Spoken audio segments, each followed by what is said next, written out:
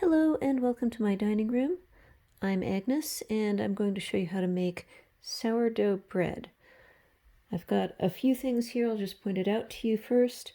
I've got a tea towel, measuring spoon, wooden spoon, water, bowl, oil. This happens to be olive oil, but you don't have to use that. I have salt. I have flour. This is whole wheat, but you can use other types. I have a jar of starter and an empty jar. Now what I start out by doing is I open up my sourdough starter, this is known as a sponge, and I pour most of it in. I save a little bit and I pour it into my second jar.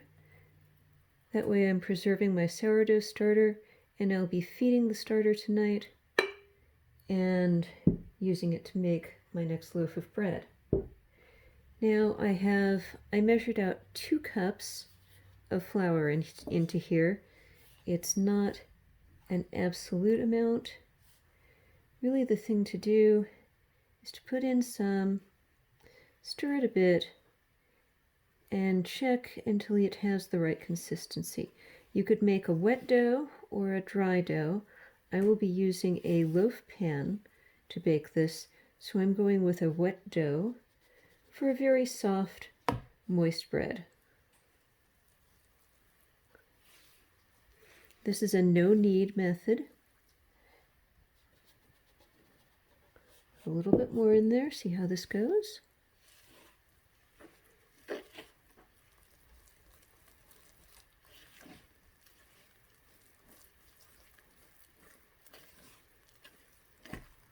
You can see that change in consistency.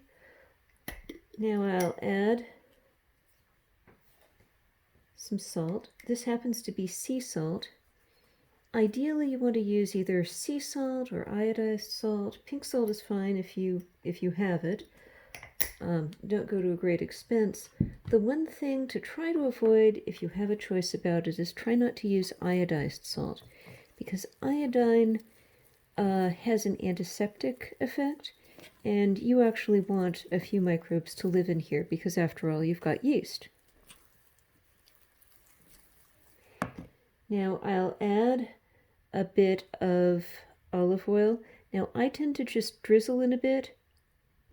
If you want to measure it, 3 tablespoons is a good amount.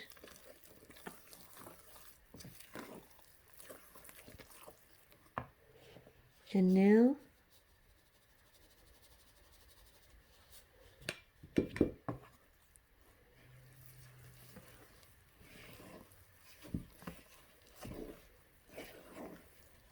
you can see this dough getting drier as I work it. I'll go ahead and use the rest of that. Now, of course, the amount that goes in is variable based on how much sourdough starter you have. This is not an exact recipe, and I am of the old school that if you have to measure something, you're not really a cook. So if that scares you, well, this is sourdough. Okay, it looks like a happy little dough in there. I'm going to set aside this and pause for one moment because I need to get this tea towel moistened. And I'm back. My tea towel is now moist. It isn't dripping, but you can feel it to the touch. I open it up here. This is folded in quarters, and I lay it across the top so that it covers the edges. This both keeps any bugs from getting inside of it, and it also keeps the dough inside from drying out. Now, after I do this, I want to leave it at least for 3 hours. I can leave it 12 hours easily if you want to start it in the morning and then bake in the evening around dinner time, that works. If you want to start it in the evening and bake in the morning, that works. If you really wanted a sourdough, you could re-moisten the towel whenever it dries, and you can let this sourdough starter work. You can let it rise for as long as 3 days. All you have to do is make sure it doesn't dry out.